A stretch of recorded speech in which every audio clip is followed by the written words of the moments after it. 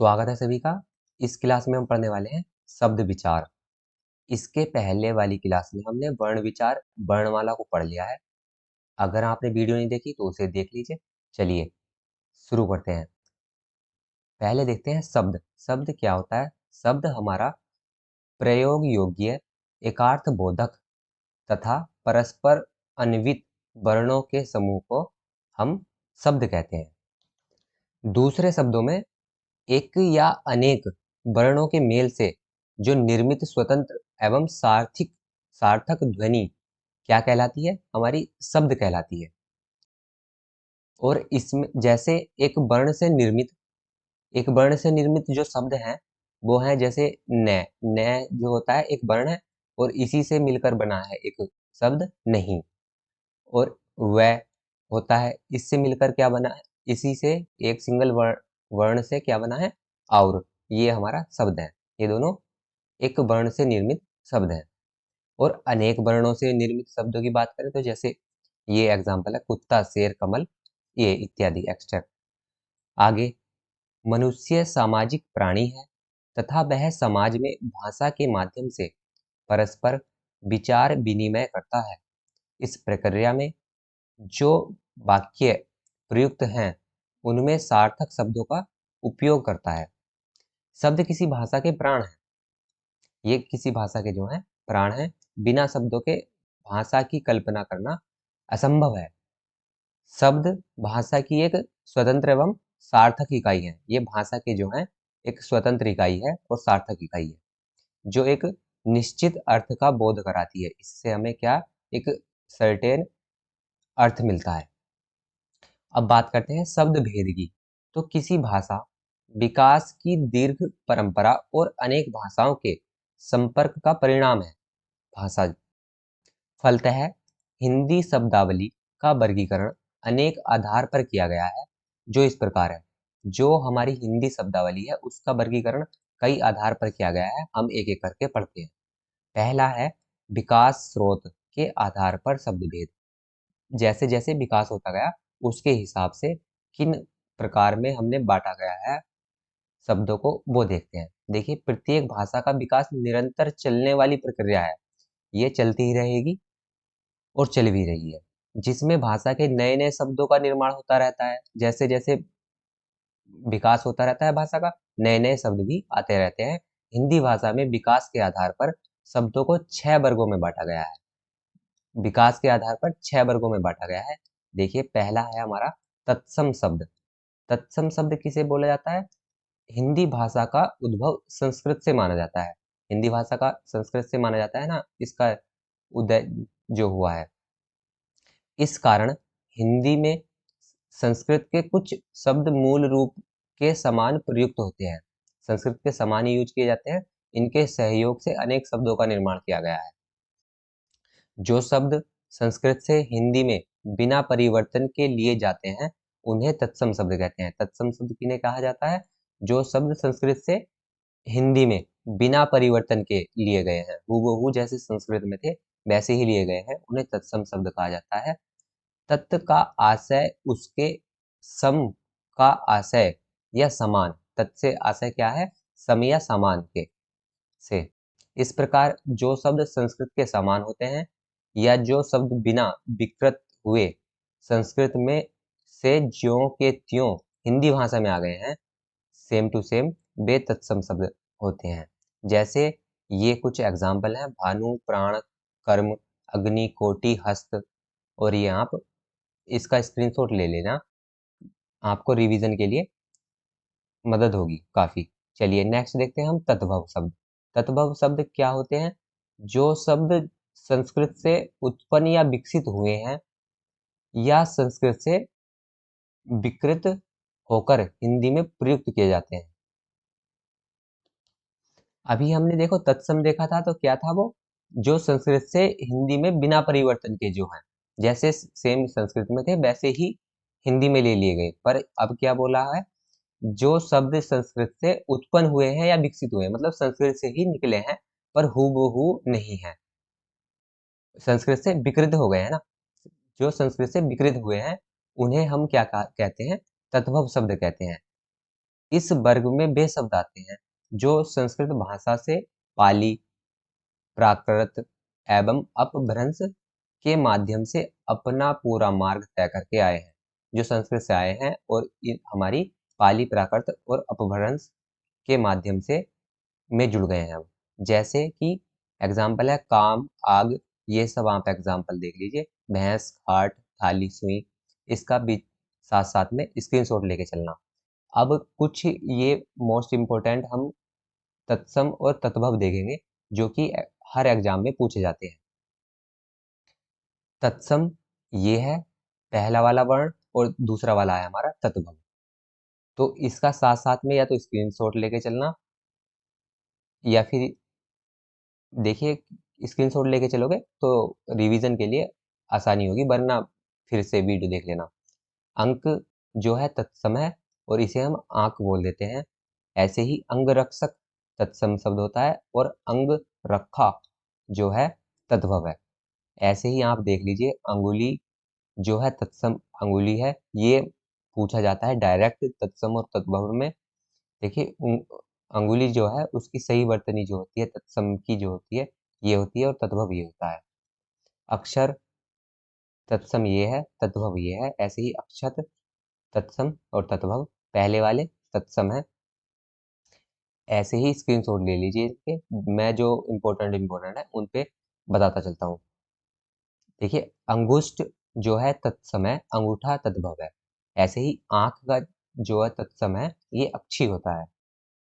फिर है आग, देखिए तद्भव है और अग्नि जो है तत्सम शब्द है। मैं सिर्फ इम्पोर्टेंट कर रहा हूँ। तद्भव जो है अना अजान है और अज्ञान जो है इसका जो होता है तत्सम होता है। ऐसे ही 8 को अष्ट तत्सम होता है। आज का अध होता है तत्सम। आधा का क्या तत्सम होता है? अर्ध होता है। ऐसे ही अनाड़ी का अनार्य है। अंधेरे का तत्सम अंधकार है। अमी ये का क्या है तत्सम? अमृत है। और आंसू का काफी बार पूछा जाता है, अश्रु तत्सम है। और आम का तत्सम आम्र है।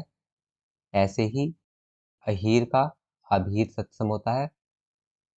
इसका स्क्रीनशॉट लेके चलना। आलस का आलस्य होता है। ईख का इक्षु होता है। उजाला का क्या होता है? उज्ज्वल। ये काफी बार एग्जाम में पूछा जाता है, दोनों जय इसमें आधे आधे ही होते हैं। ऊंचा का देखो उच्च है। ये आप इनके सभी के स्क्रीनशॉट ले लीजिए। और ये काफी बार पूछा जाता है ओम। तो ओम जो है तत्सम जो है ये जो निशान होता है यही होता है। होठ का ओष्ठ होता है। और जो खत्री होता है उसका जो तत्सम है वो क्षत्रिय है। स्क्रीनशॉट लेके चलना क्योंकि हमें ये क्लास पूरी करनी है। पूरे एक तत्सम और तद्भव की अलग से पूरी वीडियो में सभी को देख लेंगे। चलिए हम आगे पढ़ते हैं। देखो कुत्ते का कुकुर होता है। कुआ का कूप है।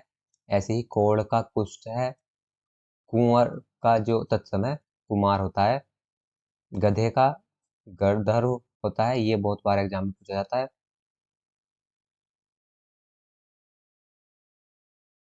ये सब इसमें वो हैं जो एग्जाम में किसी ना किसी एग्जाम में पूछे गए हैं, चाहे आपका टीचिंग का एग्जाम हो चाहे नॉन टीचिंग का एग्जाम हो, इसमें सभी को इंक्लूड किया गया है। इसका स्क्रीनशॉट लेके चलना।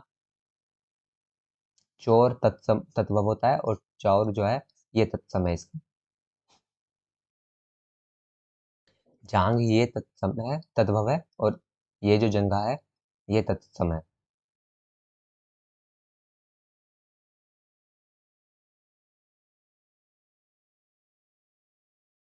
दही का तत्सम जो है दधी होता है, ये भी एग्जाम में पूछा जाता है। दुबला का तत्सम दुर्बल है। दुख ये होता है तत्सम और दिवाली का तत्सम दीपावली है। धुआं का तत्सम धूम्र है और नखत का नक्षत्र है। नंगा का होता है नग्न। नेवले का नकुल होता है, नारियल का नारिकेल और नौ का नव तत्सम है। नींद का निंद्रा होता है। ऐसे ही इनके स्क्रीनशॉट ले लो या नोट्स बना रहे हो तो नोट्स बना लो, वीडियो को पॉज करके नोट्स बना लेना। पूरब का पूर्व होता है, फागुन का फाल्गुन, ये भी एग्जाम में पूछा गया है। बहन का तत्सम भगिनी होता है, बोहरा का भ्रमर, भाई का भ्राता तत्सम। भिखारी का भिक्षुक, मगर का मकर होता है और मक्खी का है मक्षिका। मोर का मयूर होता है, मैल का मल और मामा का तत्सम मातुल। मुंह का मुख होता है। देखिए जंतर मंतर जो होता है इसे क्या बोलते हैं, यंत्र और मंत्र, ये तत्सम इसका है। जसोदा का तत्सम पूछा गया है काफी बार एग्जाम में, यशोदा होता है। जोगी का योगी तत्सम है। जवान का जो है जवान का युवा। राजपूत का राजपुत्र होता है तत्सम। लाख का लक्ष्य होता है। बांसुरी का बंस है। लोहा का जो तत्सम है लोह होता है। चलिए अब मैं इसे स्किप कर रहा हूँ, नेक्स्ट हम थ्योरी पे चलते हैं। इसे स्क्रीनशॉट ले लो बस आप। सूखा का शुष्क है। सुआ का सुख होता है। सात का सप्त है। स्वर्ण होता है सोने का। और सपना का स्वप्न होता है। सूरज का सूर्य है। हाथ का जो है हस्त होता है। और हंसी का तत्सम हास्य होता है। चलिए अब आगे चलते हैं हम। थर्ड टाइप होता है हमारा अर्ध तत्सम शब्द। अर्ध तत्सम शब्द वे शब्द होते हैं जो संस्कृत शब्दों से तो व्युत्पन्न या विकसित होकर जो सीधे ही हिंदी भाषा में आ गए हैं। इन्हें मध्यकालीन भारतीय आर्य भाषा परिवार में सम्मिलित होने का सौभाग्य प्राप्त नहीं हुआ है। ये जो हमारी मध्यकालीन भारतीय आर्य भाषा परिवार है उसमें शामिल नहीं है ये अर्ध तत्सम शब्द। फलतः इनके रूप में इतना परिवर्तन नहीं आया है जितना तद्भव शब्दों में आया है, क्योंकि ये मध्यकालीन भारत से जो हमारे तद्भव हैं वे यूज होते हुए आए हैं तो उनमें ज्यादा परिवर्तन हुआ है, इनमें इतना परिवर्तन नहीं हुआ है। उधर इनका रूप वैसा भी नहीं रह पाया जैसा कि तत्सम का था। ये जो तत्सम और तद्भव के बीच वाले को हम कहते हैं अर्ध तत्सम। ये ना तो तत्सम जैसे रहे हैं और क्योंकि इनमें इतना अंतर भी नहीं हुआ है क्योंकि इतने यूज में नहीं होते हैं जितना कि तद्भव में होता है, इसलिए इन्हें न तत्सम और न ही तद्भव। तद्भव इसलिए अर्ध तत्सम की संज्ञा दी गई है। इनकी संख्या भी कम है, ये आप देख सकते हैं। अगिन, असमान, आंगन, ये आप नोट कर लीजिएगा। अगर आपका टीचिंग वाला एग्जाम है तो यहाँ से क्वेश्चन आने एक्सपेक्टेड होंगे। अगर नॉन टीचिंग वाला है तो यहाँ से क्वेश्चन कम ही बनने के चांस है। ये आप टीचिंग वाले हैं तो ये नोट कर लेना या स्क्रीनशॉट ले लेना। चलिए आगे चलते हैं। देसी या देशज शब्द, जो शब्द स्थानीय आधार पर या ध्वनि के अनुसार गढ़ लिए जाते हैं। कैसे? जैसे हमारी जो स्थानीय भाषा होती है उसके आधार पर, तो उन्हें हम देसी या देशज शब्द कहते हैं। जैसे कि पेड़, झगड़ा, चीलगाड़ी, ये जो है ये सब हमारे देशज शब्द हैं। ज्यादातर देसी और देशज इन दोनों शब्दों में अंतर नहीं किया जा सकता है। देसी और देशज एक ही तरीके के मान सकते हैं हम, पर दोनों शुद्ध एक दूसरे के पर्याय नहीं है। और पर्याय नहीं है पर वो इनके अंतर को समझ लेना आवश्यक है। इनके अंतर को समझते हैं। देखिए देसी शब्द का प्रयोग तो संस्कृत काल से चला आ रहा है। जो देसी शब्द है हमारे संस्कृत काल से ही चले हुए आ रहे हैं वो। जिनका अर्थ वे शब्द जिन्हें संस्कृत व्याकरण के नियमों से सिद्ध नहीं किया जा सके। कुछ आदिवासियों की भाषा के जो आर्यों के आगमन के समय भारत में निवास करते थे, इनमें से ऑस्ट्रिक जैसे कबीले जो आर्यों के आगमन से ऑस्ट्रेलिया या इंडोनेशिया की ओर चले गए, कुछ काल कवलित हो गए और कुछ आर्यों में घुल मिल गए। भाषा में इनका अंत मिश्रित संस्कृत काल से ही प्रारंभ हो गया है। देखिए, कहने का अर्थ ये है कि देसी जो शब्द हैं वे हमारे प्राचीन काल से ही हुए आ रहे हैं। और नेक्स्ट देखते हैं, और वो समय के साथ साथ काफी जगह यूज भी हुए हैं, क्योंकि संस्कृत काल से चले हुए आ रहे हैं, तो जो भी भारत में आगमन हुआ जिनका, उनमें भी यूज किए गए वो। और कहाँ कहाँ किए गए ये बताया भी है। ऑस्ट्रिक कबीले में आर्यों के आगमन में ऑस्ट्रेलिया और इंडोनेशिया की ओर जो चले गए, उनमें भी यूज किए गए। अब देखते हैं देशज। देशज शब्द उन्हें कहते हैं जिनका निर्माण विभिन्न भाषाभाषी लोगों ने अपनी आवश्यकता अनुसार जो किया है, जो हम अपनी आवश्यकता के अनुसार चेंज कर लेते हैं स्थान के हिसाब से, तो उन्हें हम देशज शब्द कहते हैं।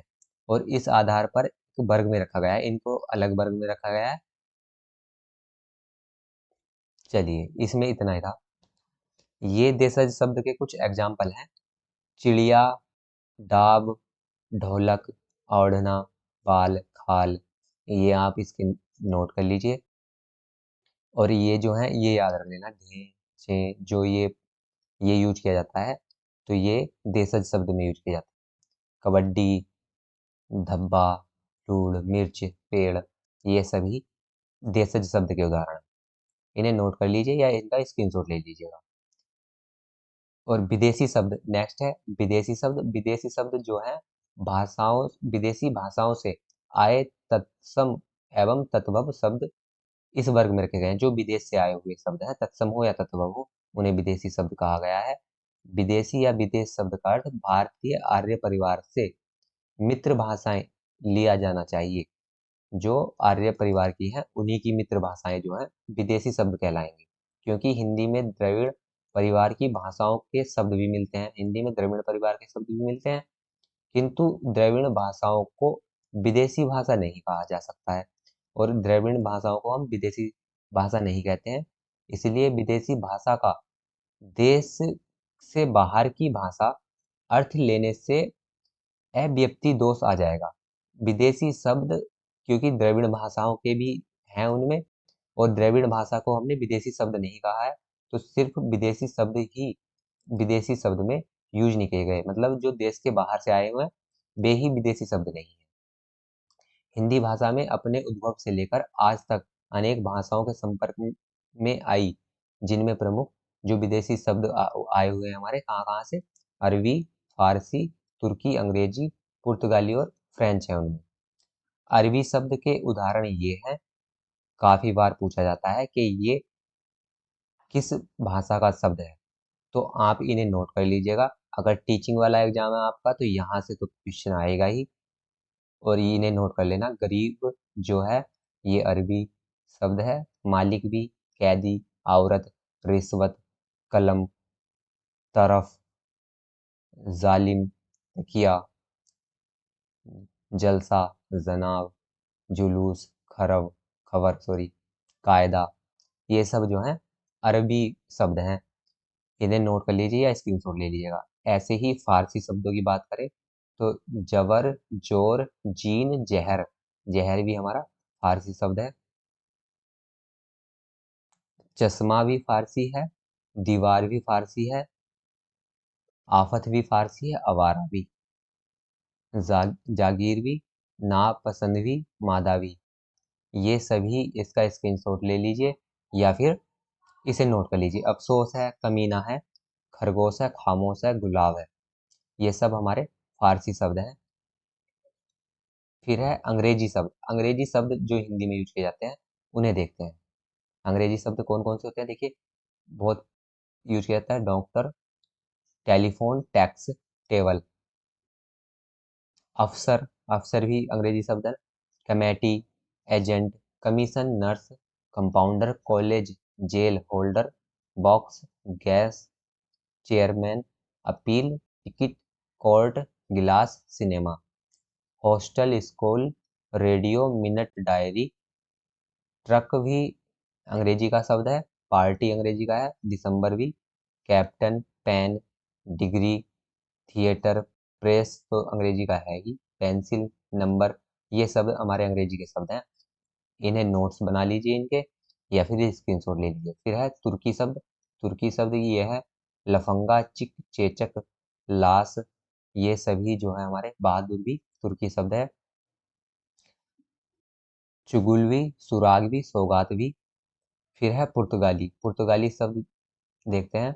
इसमें कॉफी है, तंबाकू है, फीता है, किरानी है, अनानास है, ये सब हमारे पुर्तगाली के हैं। फ्रांसीसी शब्द देखते हैं। पुलिस फ्रांसीसी है, काफी बार पूछा गया है एग्जाम में। कर्फ्यू, ये भी फ्रांसीसी है। अंग्रेज फ्रांसीसी है। इंजन, कारतूस, ये सभी नोट कर लीजिए। फ्रांस भी फ्रांसीसी है। यूनानी शब्द की बात करें तो टेलीफोन, डेल्टा, एटम और टेलीग्राम, हमारा टेलीग्राफ यूनानी शब्द है। डच शब्द दो हैं, तुरुप और बम, यही एग्जाम में पूछे गए हैं आज तक। चीनी शब्द की बात करें तो चाय, लीची और तूफान। तिब्बती शब्द की बात करें तो डंडी है। और ग्रीक शब्द है दाम और सुरंग आदि। और जापानी शब्द जो है रिक्शा और झम्पान है। फिर देखते हैं नेक्स्ट टाइप, ये है संकर शब्द। संकर शब्द किन्हें कहेंगे? संकर शब्द वे होते हैं जो दो मित्र भाषाओं के शब्दों से मिलकर सामाजिक शब्दों के रूप में निर्मित होते हैं। जो दो मित्र भाषाओं से मिलकर बने हैं उन्हें संकर शब्द कहते हैं। ये शब्द भी हिंदी में प्रयुक्त होते हैं। जैसे देख लेते हैं हम क्या क्या है।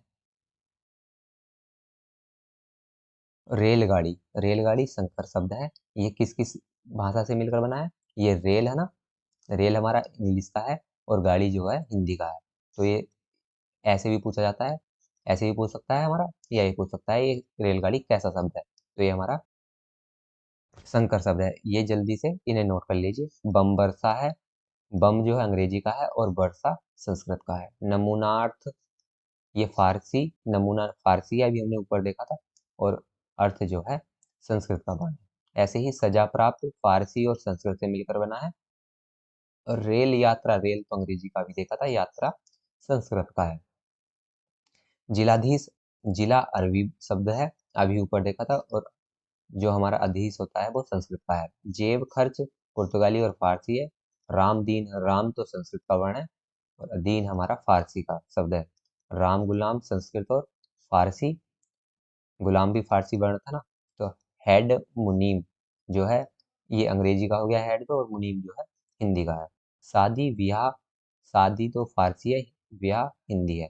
तिमाही हिंदी और फारसी से मिलकर बना है। तीन है ना, ती तो हो गया हिंदी और माही हो गया फारसी। चलिए नेक्स्ट चलते हैं। अभी जो है हमने 6 प्रकार पढ़े विकास के आधार पर। विकास के आधार पर 6 टाइप के होते हैं, वो हमने अभी देख लिए। अब देखते हैं व्युत्पत्ति के आधार पर शब्द भेद। व्युत्पत्ति मतलब बनावट या संरचना या रचना के आधार पर शब्दों के 3 भेद होते हैं। कैसे? एक तो है हमारा रूढ़, फिर है यौगिक, फिर है योग रूढ़। इन्हें जल्दी से पढ़ते हैं। रूढ़ शब्द हमारे वे शब्द हैं जिन शब्दों के खंड किए जाने पर अनेक खंडों का कोई अर्थ न निकले। अगर मैं किसी शब्द को तोड़ दूं, जैसे रात है, रात को मैं अलग अलग करता हूँ, रा और प्लस तय, खंड करने पर उनका कोई अर्थ ना निकले। देखिए रा का कोई अर्थ निकल रहा है नहीं, और ता का भी कोई अर्थ नहीं निकल रहा है, तो उन्हें क्या बोलते हैं हम? ऋण शब्द कहते हैं। दूसरे शब्दों में देखिए जिन शब्दों के सार्थक खंड नहीं किए जा सकते, सार्थक मतलब जिनका अर्थ ना निकले, है ना, उन्हें ऋण शब्द कहलाते हैं वे। जैसे पानी एक सार्थक शब्द है, पानी तो सार्थक शब्द है, इसके खंड खंड करेंगे हम तो पा प्लस नी का कोई संगत अर्थ नहीं निकलेगा ना। इसी प्रकार रात, दिन, काम, नाम, ये जो है इनके हम अगर खंड करेंगे तो कोई इनका अर्थ नहीं निकलेगा, इनका अलग अलग कोई अर्थ नहीं है। इसी तरह रोना खाना, ये भी एग्जाम्पल है। फिर ये हमें समझ आ गया ऋण शब्द किन्हें कहते हैं। अगर हम उनके टुकड़े करेंगे तो उनका कोई अर्थ नहीं निकलेगा अलग अलग। फिर है यौगिक शब्द। यौगिक शब्द क्या है? यौगिक शब्द वे होते हैं जो दो या अधिक शब्दों के योग से बनते हैं। मतलब वे खुद ही यौगिक शब्द दो शब्दों के या तो दो से मिलकर बने हैं या दो से ज्यादा से, और उनके खंड करने पर उनके खंडों के वही अर्थ रहते हैं जो अर्थ वे यौगिक होने पर देते हैं। जब वे मिले हुए हैं तब भी उनका वही अर्थ है, और जब उन्हें खंड कर देंगे तभी भी। जैसे यथा पाठशाला, महादेव, प्रयोगशाला, स्नानगृह, देवालय, विद्यालय, ये आदि जो है शब्द यौगिक शब्द हैं। यदि इनके खंड किए जाते हैं, जैसे घुड़सवार में घोड़ा व सवार दोनों खंडों का अर्थ है, अतः ये यौगिक शब्द है। क्या घुड़सवार में घोड़ा घोड़े से मिलकर बना है और सवार से मिलकर बना है, तो घोड़े का अर्थ भी पता चल रहा है हमें, घोड़ा भी अर्थ है एक इसका, और सवार भी पूरा हमारा सार्थक शब्द है। तो ये क्या हुआ, घुड़सवार यौगिक शब्द हो गया। यौगिक शब्दों का जो निर्माण मूल शब्द या धातु में कोई शब्दांश, उपसर्ग, प्रत्यय अथवा दूसरे शब्द मिलकर संधि या समास की प्रक्रिया से किया जा सकता है। जो इनका निर्माण कैसे होता है, उपसर्ग प्रत्यय जो लगा के करते हैं हम, या संधि या समास से, वे सब हमारे यौगिक शब्द में आते हैं। यहाँ पर उदाहरण देख सकते हैं। विद्यालय कैसे बना है हमारा, विद्या प्लस आलय से की संधि से है ना, और दोनों का अर्थ भी निकलता है। परोपकार शब्द में पर जो है वो क्या है, ये पर व उपकार शब्दों की संधि से, ये भी संधि से मिलकर बना है। और सुयस में देखिए, सु जो है उपसर्ग है। ऐसे नेत्रहीन में हीन जो है प्रत्यय है, और प्रत्यक्ष में जो है हमारा उपसर्ग से जुड़ने से मिलकर बना है, ये प्रतीक है ना, और इनका अर्थ भी निकलता है दोनों का। फिर है कुछ यौगिक शब्द के उदाहरण है जो एग्जाम में काफी बार पूछे गए हैं, इन्हें नोट कर लेना, ये इंपॉर्टेंट होंगे। आगमन, संयोग, पर्यवेक्षण, राष्ट्रपति, गृह मंत्री, प्रधान प्लस मंत्री है ना, ये सभी हमारे अन्याय, पाठशाला, अजायब घर, ये काफी बार एग्जाम में पूछा गया है। रसोई घर, सब्जी मंडी, ये शब्द ये सारे ही वैसे एग्जाम में पूछे गए हैं। आप इन्हें नोट कर लीजिए नोटबुक में, या फिर स्क्रीनशॉट तो ले लीजिए।